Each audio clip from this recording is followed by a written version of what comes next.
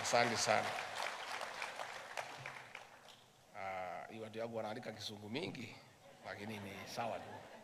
So I just wanted to say that to add a few things on the issues that you have raised. I've told you we are very happy to come and engage you. And I've listened to you very carefully, and I'm very excited. I had a short session with your leadership before we came here. And there is several issues that are very pertinent. And they have offered to partner with us on your behalf to make a better Kenya. They have told us that they know, as everybody does, that we have a huge tax burden, and your institute is ready to help us in debt management. You are welcome. I've told the PS to create a forum as early as next week when you come back to Nairobi. If you want to take a rest from Mombasa for a week, it's still okay. And you engage the CS and the PS and the experts at the National Treasury on what you think we can do in managing public debt. And after you finish with the Treasury, we'll ask you to come and make a presentation before President William Ruto on what you think we can do. Many people are not truthful. Myself, I'm a truthful person. And you know, many people want to skirt around the issues that I have, making us have a challenge as a country. The truth of the matter, and you people know it. Our challenge is nothing else but public debt, which is unmanageable. This debt, we did not make it ourselves.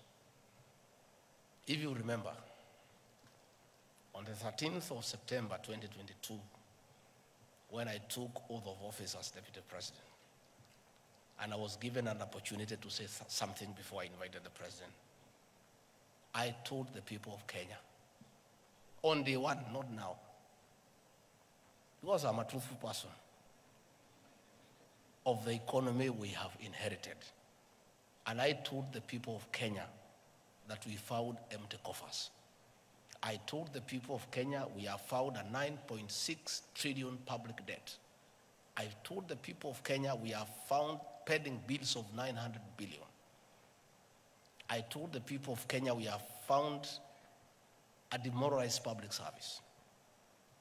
I told the people of Kenya we were almost facing an economic shutdown. Today everybody is talking about it. That time people shouted at me, oh, this guy is very cheeky. Why is he talking before foreigners about our challenges? But I needed to tell Kenyans from day one.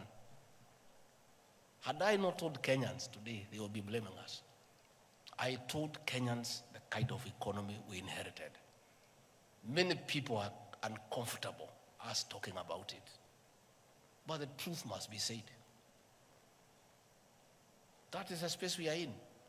And I welcome wholeheartedly that you have volunteered to help us with ideas of what we can do to manage our public debt. And what we agreed under the leadership of President William Ruto is that we found ourselves in a hole.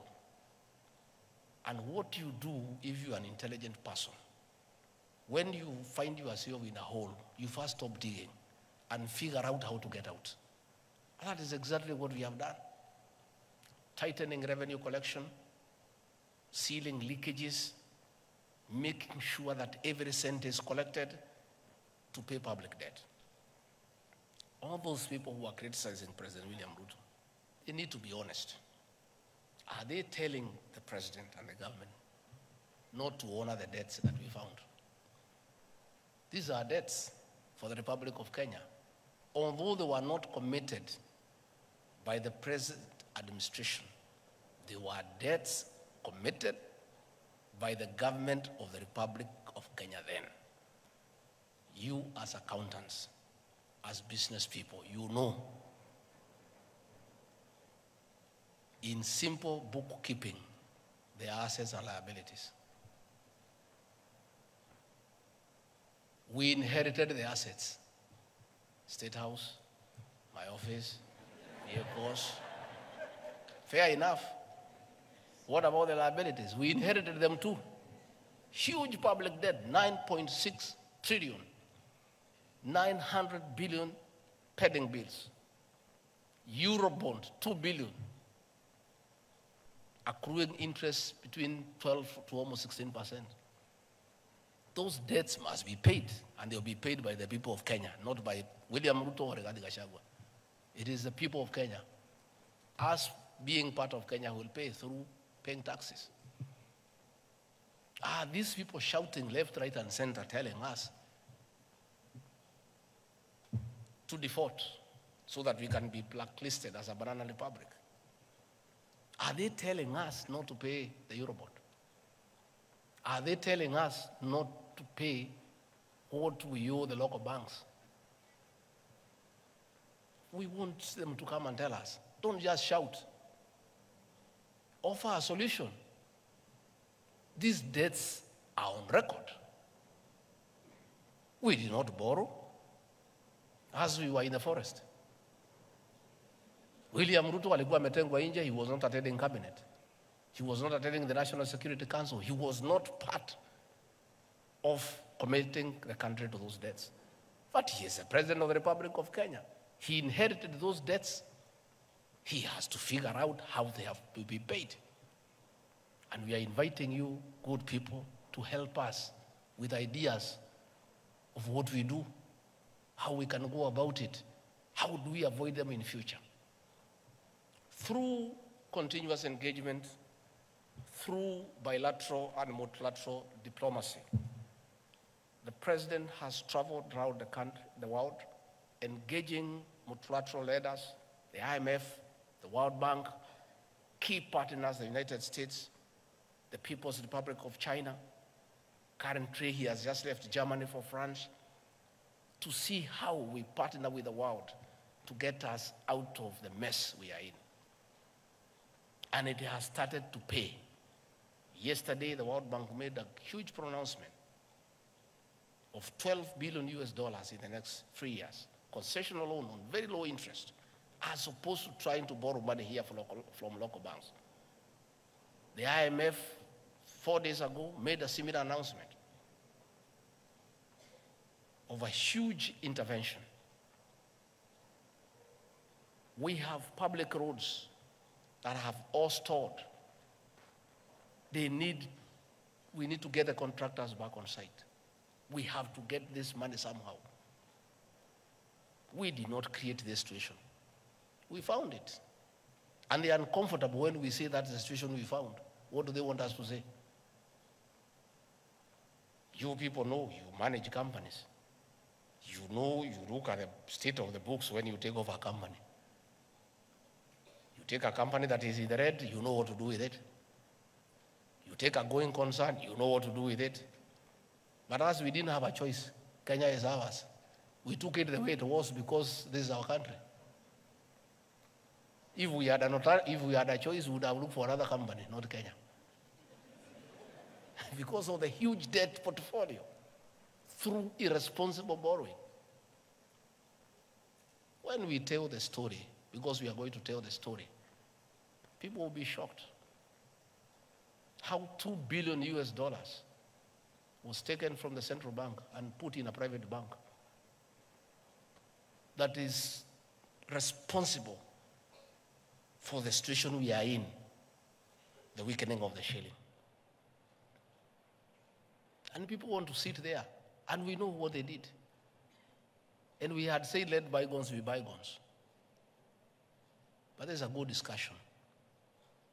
We are going to have a good discussion. We are putting the figures into place, who took what and where, so that the people of Kenya can know why we are in this shit and this mess. To be fair to everybody, how do people expect a government to fix a 10-year mess in 1 year? A mess of 10 years. Through state capture, conflict of interest, outright theft of public resources. irresponsible borrowing, misuse of public funds, misapplication of funds into useless legacy projects. And here we are. We must be truthful to the people of Kenya because it's important that we be truthful to the people of Kenya. And when the people of Kenya finally know the truth, they will make a judgment, an assessment on who is right and who is wrong. But what I can assure you, the president and the rest of us are determined to fix this economy, and this economy we shall fix it. And there are good signs.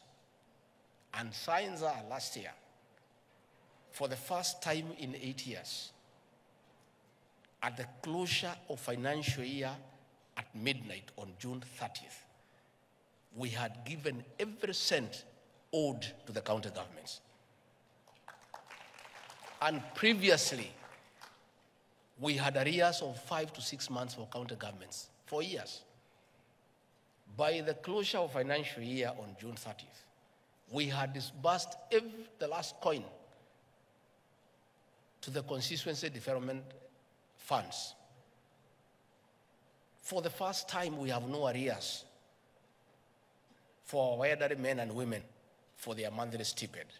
We found an arrears for 8 months for those senior citizens who need that 2,000 to buy drugs, to buy food. We have cleared all that. Today, they get their stipend before civil servants are paid. And we have said, let anybody who has an idea on how to fix this economy come and talk to us. I want, on behalf of the president, to welcome you as ISPAC. Come and talk to our people at the National Treasury, and we'll ask you to talk to the president, and all of us are aligned. This is our country, and as I said, we don't know everything. If you have better ideas than we have, this is our country. We have no other country. Please come and talk to us, and whatever you advise us, if it's prudent, if it can get us out of the quagmire that we find ourselves in, we shall say asante sana. So please, you are most welcome. I've heard you talk about pending bills. It's true. The president, in his wisdom, has put a committee where your members are represented, led by Uhuru, former Auditor General, an eminent Kenyan, another group of very eminent professionals. I saw them when the president was inaugurating the team. Men and women of integrity to scrutinize, verify, and validate pending bills so that those that are payable we can pay, and put that history of pending bills behind us. We saw many Kenyans lose their homes. We saw families break up. We saw people commit suicide as a result of pending bills. Government documents became worthless. Previously, during the Kibaki regime, you could walk to any financial institution with an LPO and get LPO financing 50% without a question, because the documents had credibility. People knew that you have given a contract by government, it is payable. Today, there is no bank or microfinance institution that will honor an LPO, because you supply 2, 3, 4, 5 years down the line, you have not been paid. We want to restore the sanctity of government LPOs and LSO and contracts so that they become bankable, that you can walk to a bank and get cash against it to carry out the works that you have been given. So that is ongoing. Again, you have said you have your issues of the remuneration role. You have explained to me there and here, and what we have agreed, I'll create the framework. My office has been tasked by the president the responsibility of coordinating constitutional commissions and independent offices. I'm the one who does that coordination in my office. So we have agreed with the chair. I'll call that forum for you, the Attorney General and no other people involved. We begin that conversation so that, like your counterparts, the lawyers and other professionals, you can have your own remuneration role. Lakini msiweke pesa mingi sana, mlipiche kidogo. There is too much competition. Even these lawyers, I can tell you, because some of us wafanyi biashara pia, hatuwalipi ile iko kwa hiyo role. Tuna negotiate because mawakili ni wengi sana. Tusema wewe ni ngapi, wewe ni ngapi, wewe ni ngapi, wanashindana inateremuka. It is good to have the remuneration role as a benchmark. But you are also many. You have told me you are 35,000. 28,000 are in practice. So mutashindana tu pole pole so that Kenyans can also get the best deal. So that one I'll do. Again, you have talked about too many regulations and will help. The members of the National Assembly are here. The Attorney General is there. We can agree on how to fast track the review of these regulations so that we can collapse them into something that is making sense, so that we don't have too many laws for the same person doing the same thing. So that is something we can help in terms of fast tracking with the leader of the National Assembly in Parliament, with the Attorney General, with our legal drafters. We can work together and we can help you to fast track that one. The MP for Molo, KK, my good friend, has said about you people being targeted when there are investigations. It is true. Even the procurement people who are here crying the same. It is true, and it's very sad. And I said, and I want once more to reiterate to ACC and DCI, please hire professionals to be your investigators. Hire accountants, hire procurement people who can advise you on how the investigation is going. You find some of these policemen, they have no idea about accounting. You know?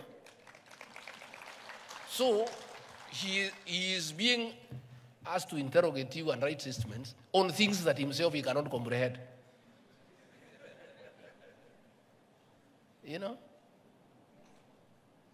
I from a personal experience on how absurd our investigative agencies can be when they are investigating complex matters beyond their pay grade. When we were fighting to come to government, and the previous government targeted me for persecution because of my political stand, which was very firm, and decided to try to blackmail me to change my stand. They sent CID officers all over my life to look around my life for 50 years and turn it around and see whether they can get something. So I had put some money in a microfinance for 8 years. Fixed deposit, 200 million. Money I had earned through hard work, saved, put 200 million, and through good advice by accountants, told me, put this money in the fixed deposit and live for the interest. And I stopped working. I put it, I negotiated for 13%. And every month I was getting 1.9 million, which is money actually I did not need. It's too much. 1.9 million is too much for one person. So I was living on the interest. I give a little to Pastor Dorcas. You know, she's a pastor, she doesn't need a lot of money. So, ingine kidogo, mimi nakula na marafiki. Ingine napeleka kwa siasa kidogo kidogo. So, this money is in my personal account. I put it on a core deposit for 3 months. So, every 3 months, it leaves my personal account, goes to a suspense account. It stays there. At the end of the 3 months, inarudishwa yote pamoja na interest. I remain with the interest. I reinvest it back. So that movement back and forth, 4 times a year, a corporal in police said, I have 800 million every year that is coming to the account.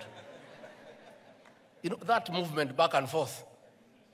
So they calculated for 8 years, they said it's 12.4 billion. And they put up a case of 12.4 billion. And it's the same amount of money. The only 200 is the only money. There is no other money. Movement of back and forth, back and forth, back and forth. So here anaangalia pale, mwisho pale, at the head pale. Hey, they calculated, they say this man, in 8 years, he has gotten 12.4 billion. He needs to say where this money has come from. But it was the same 200 million. I tried to explain to him, huyo mjinga hawezi shika, hawezi elewa. But if they had an accountant or a banker in that bank, tungefika hapa kweli? It's just a rollover. We are trying to tell them what is a rollover. Anasema, hiyo ni nini? Hawezi shika. And that is where you have found accountants have been called to record statement. The fellow recording cannot understand what is it that you are saying. He has no idea about books of accounts. So I'm saying, EACC, DCI, please, for you to deal with corruption and economic crimes, hire professionals in every field as your investigators.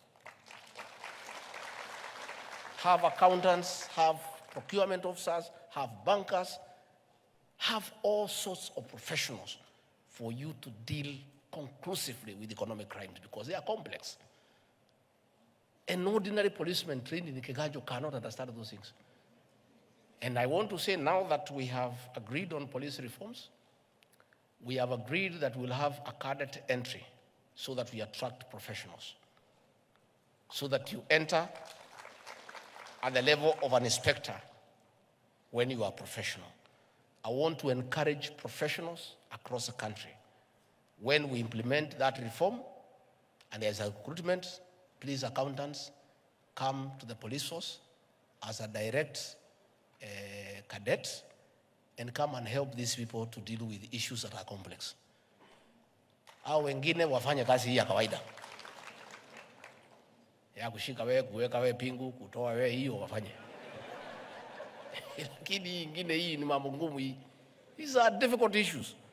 Even ourselves, and we are graduates, we are not able to understand those things. So that's why we hire accountants to advise us. That's why we hire lawyers to advise us, because you are not good at that profession. So to avoid this harassment of professionals by police, let us bring in professionals in the investigation agencies and things will be okay. Finally, you are aware, we want to privatize all non-profit making state corporations so that we can give them to you people because you are the one who knows how to do business. The work of government is not to do business, PS. Our work is to give services. If you look at the sugar sector in Western Kenya, there are several factories, some are state-owned, others are private. The soil is the same. The environment is the same. The farmers are the same. The prices are the same. The only difference, some are managed by government officials, others are private. Moroni, Mumias, Nzoia, Chemiril, managed by public servants, or dead. Butali, West Kenya, managed by the private sector, making profit. Why does government want to do business? That's not our work. Our work is to build roads, to provide security, to give health services. Let us leave business to the private sector so that the people who know how to run investments can do it professionally. So very soon, we are finalizing on the law. All these companies will be up for sale. Nyinyi muko na pesa, mununue, and you run them. And you run them profitably. It's good for the country because once they are profitable, we shall collect corporate tax. We shall collect pay as you earn. So that we can work efficiently. But we have no business as a government to put more money into non-profit making organizations. It is unwise. It's actually foolish to do so. And with this cannot continue. These are some of the hard decisions the president has to make. And the test of leadership, not just in Africa but in the world, is the ability for a leader to make hard decisions for his country. These decisions may look unpopular for now. For now. Because they are hard decisions. But in another 24 months, people will say these were the right decisions. Because hard decisions must be made. There is no other way of turning around this economy. And if we don't make hard decisions, we'll all get into problems. Technology is the way to go. We have started ourselves as a government. We have digitized all our services. And you know, everything was being stolen. People had their own receipt books. Kwa National Bank, mtu wako na receipt yake. Analipisha, anapeana receipt, anaweka pesa kwa mfuko. Before we digitized all our services, we were collecting 60 million a day. After we did, we are collecting every day 350 million. 600% increase. The 290 million ilikuwa naenda kwa mifuko ya wanaume. And there was a lot of resistance. There was a lot of resistance. And we said, if you cannot agree that we digitize our services, we pay through one pay bill number, utembee uende nyumbani. We are now at 350, and our progression, when we look at the full potential, in another 3 months, we'll be able to collect $1 billion every day for this country.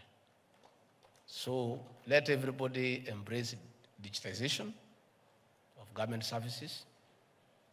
Na wengi hata wamewacha kazi. Because they were not living on a salary, they were living on collecting money in cash.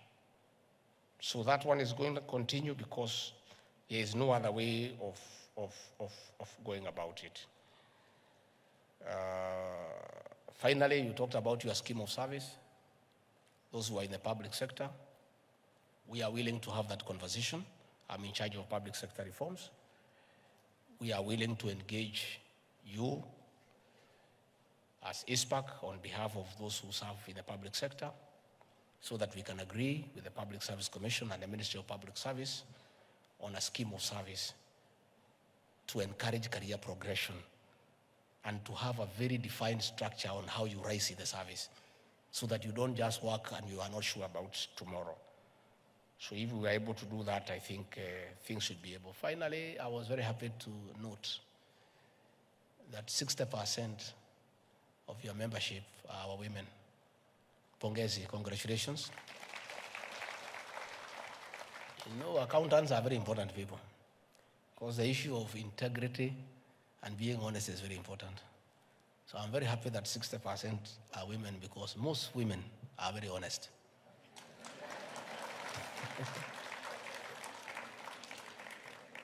Yes, myself, I hang around with a lot of women in my office.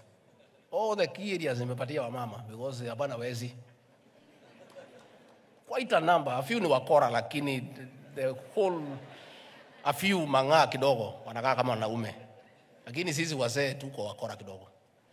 So I'm very happy that most, 60% of your members are women, and we want to encourage our women to fight for your space in every sector in this country, including leadership. Be women of substance. You have something to offer because you offer service from the heart. You are very genuine and compassionate in what you believe in. So we would want to see more women in leadership. And I can tell you from the cabinet, we have 8 women. The one at Toa Jasho, they work, and they work from the heart. They are so passionate in what they do. We want to see more women in the judiciary. We want to see more in the cabinet. We want to see more in the private sector. We want women to take up their rightful space in the management of the affairs of this country and in terms of economic activities.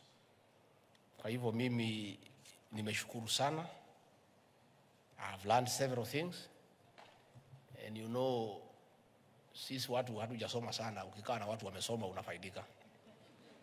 Najua when we were studying biology, there were 2 processes in biology. One was called osmosis. What was the other one called, Kimani? Yeah? Diffusion. So, bila nimekaa hapa, ukikaa na watu wamesoma through diffusion and osmosis, hata wewe unapata. So I feel more educated and more learned by just sitting around with you people. So mkinita tena nitakuja. Mkitaka nimletee rais atakuja. Yeah.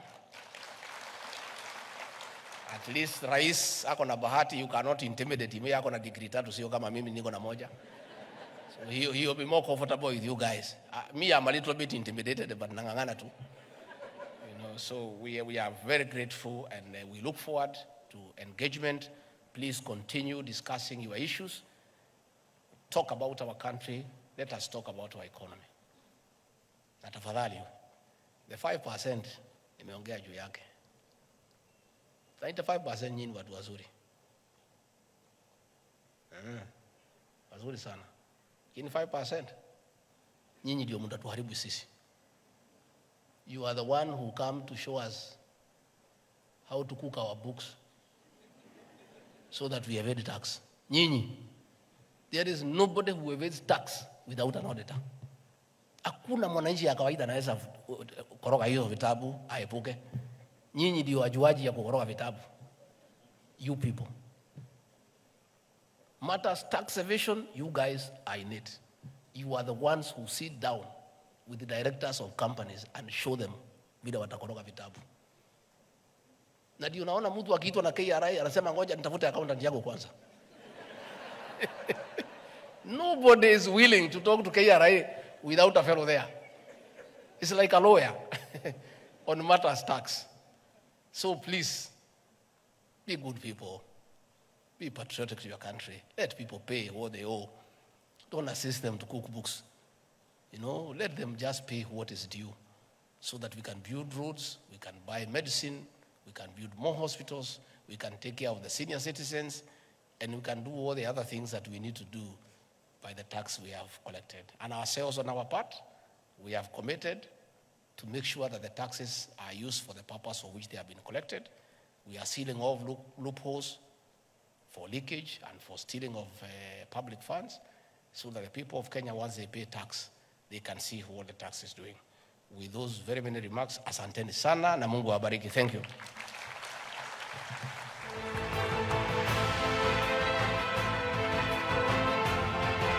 Sisa kindly remain on the dais for a brief photo session flanked by the CESP.